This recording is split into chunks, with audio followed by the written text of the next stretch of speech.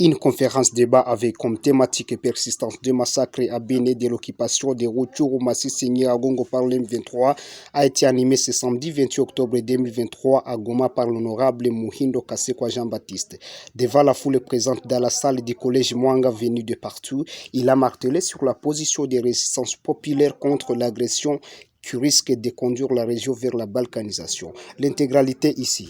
Tout Congolais, où qu'il se trouve, à Goma, à Bukavu, à Kinshasa, à Kikwit, à Lubumbashi, à Kisangani, à Bunia, partout à Kalemi, que l'heure est extrêmement grave.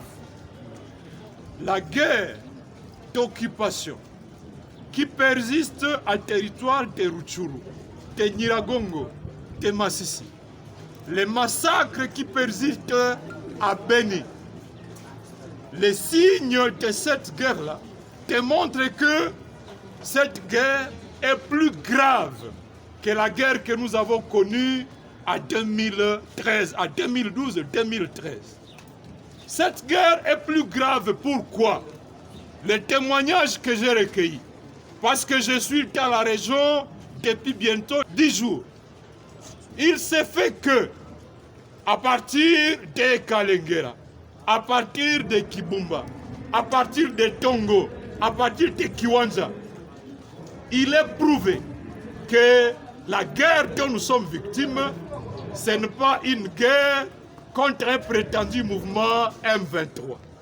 En réalité, les unités qui ont pris à nouveau les contrôles de Kichanga, à date, je pense, du 19 au 20, le dimanche antérieur, les militaires qui ont endeuillé à nouveau la population de Bambo jusqu'à ce jour pour jeter dans la rue tous les habitants de Bwito, tous les habitants de Masisi qui étaient cantonnés à Kichanga, les populations en train d'errer à Pinga Calais sans assistance, en train d'errer à Nyanzale sans assistance, en train d'errer sur les routes de Kibirizi, Rwindi, Kanyabayonga sans assistance.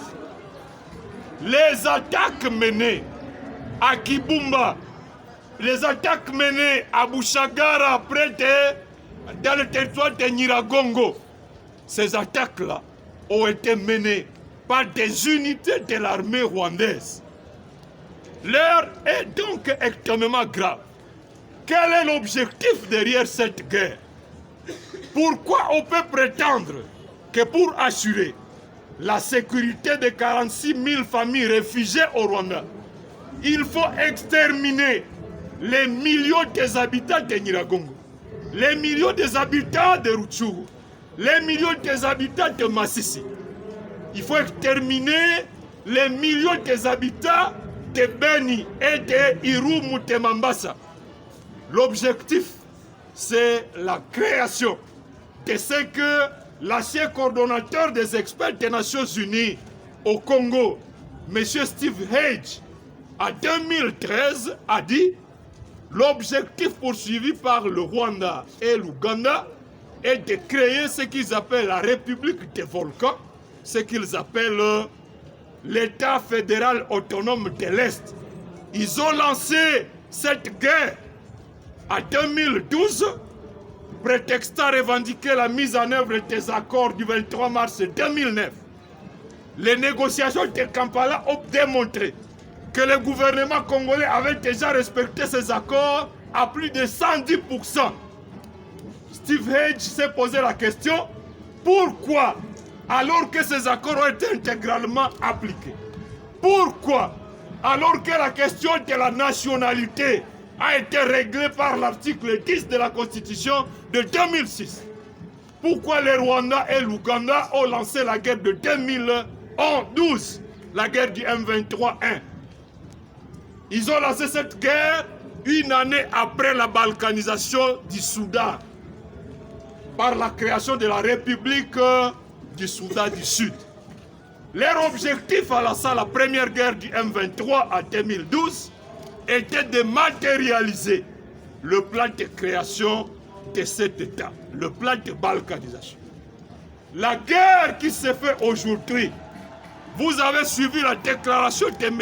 Kagame, qui ment en ciel ouvert que l'ancien royaume du Rwanda étendait ses limites jusqu'à Idjwi, jusqu'à Kalehe, jusqu'à Walikale, jusqu'à la rivière Luholu et à Kassano dans le Lubero au sud, en comprenant la ville de Goma, Nyiragongo, Masisi, Rutshuru.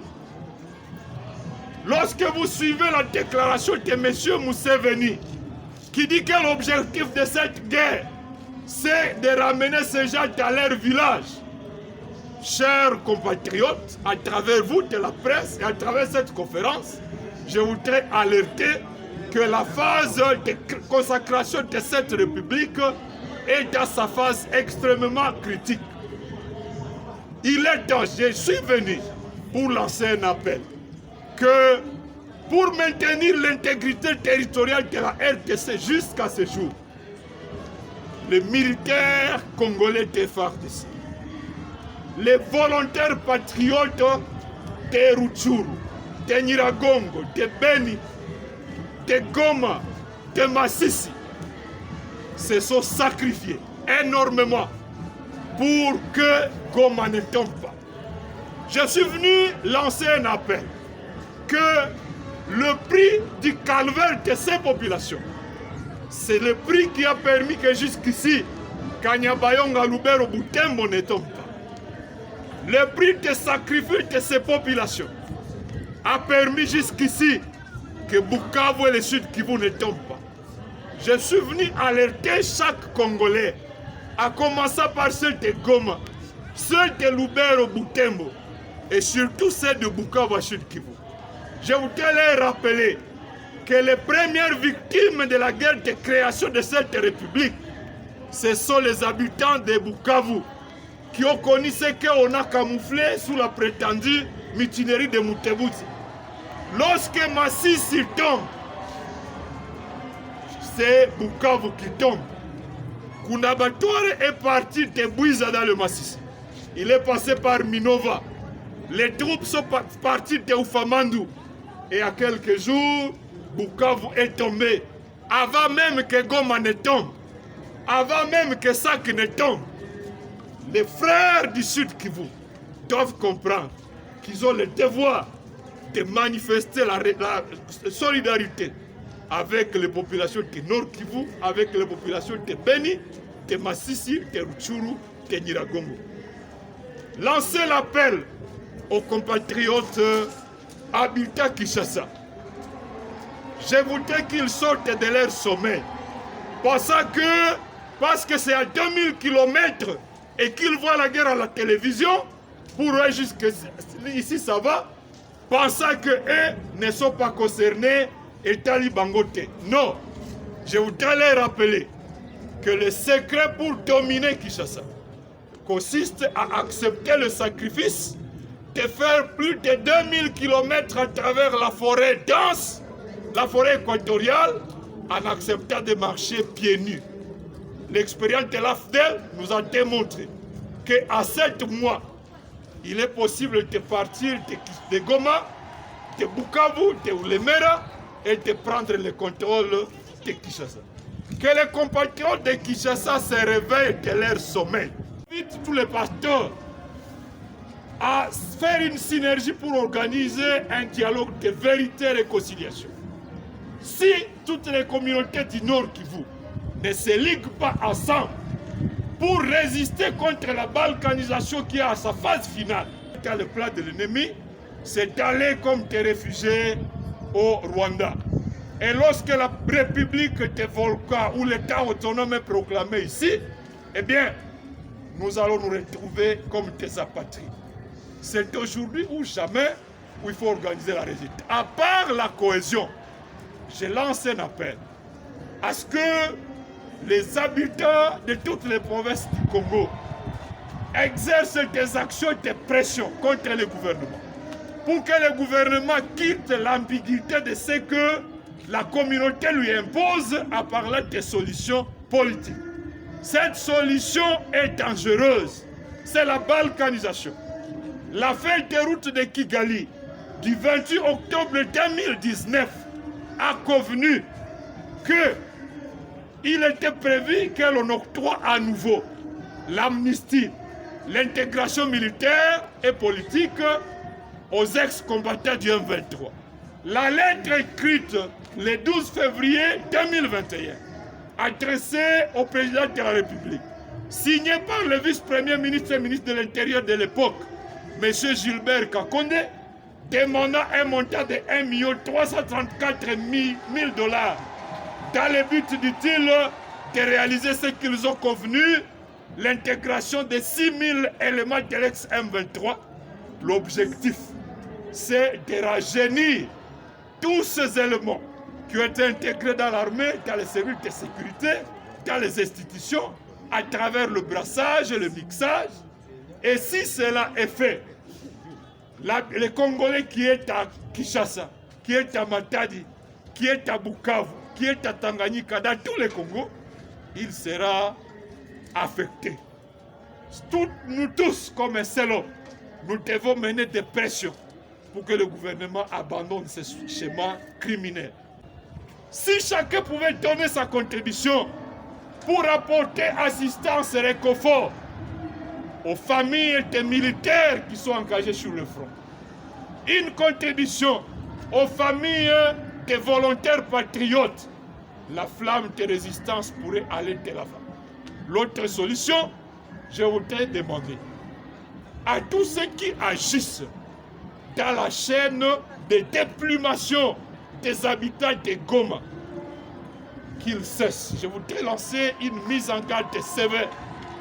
Goma est asphyxié. La nourriture, depuis que le gouvernement avait ordonné la fermeture de la route Kibati-Rutshuru, les camions doivent contourner par l'Ouganda, par le Rwanda et venir par Gisenyi jusqu'à Goma. Le prix de transport d'un sac de maïs, qui est de 6 $ par la route Goma-Rutshuru, est passé à 35 $. À ce jour, la nourriture que nous mangeons à Goma, la pomme de terre qui venait de Masisi, vient désormais de Nairobi, de la Tanzanie, du Malawi. La farine de manioc vient de la Tanzanie. Tous les aliments que nous mangeons, l'M23 fait payer 520 $ pour chaque camion Fuso d'au moins 12 tonnes. Vous calculez 50 camions Fuso par jour. Vous multipliez par 242 jours d'occupation de cette taxe. Et vous avez des millions et des millions. On peut comparer ces millions avec les millions que le gouvernement affecte aux opérations. C'est les jours et la nuit. Vous arrivez à Goma, le maire de la ville de Goma, il fait payer pour chaque Fuso ce qu'il appelle taxe de stationnement, taxe de parking, alors qu'il n'y a aucun parking aménagé à Goma. 10 $ par Fuso. Il fait payer 250 francs sur chaque sac. Vous calculez 250 francs par 120 sacs. Vous trouvez 120 $ par Fuso. Plus 10, 130. La chaîne des ennemis qui veulent déplumer, arracher la dernière plume, la dernière goutte de sang aux populations de Goma, va de la zone du M23 jusqu'à la mairie de Goma, en passant par la zone sous contrôle du gouvernement, en passant par les services EAD et autres à Sac. Nous devons nous lever pour dire non à cette guerre dans la guerre que nos propres compatriotes nous imposent. Comme si ça ne suffisait pas, le gouvernement a demandé que les pétroliers puissent revoir à la hausse le prix du litre de carburant à Goma, à Butembo et partout. Alors que les pétroliers demandaient qu'étant donné les calvaires des populations de cette zone, le gouvernement puisse diminuer les impôts et taxes. Le gouvernement a choisi de nous arracher la dernière goutte de sang. C'est criminel, c'est inacceptable.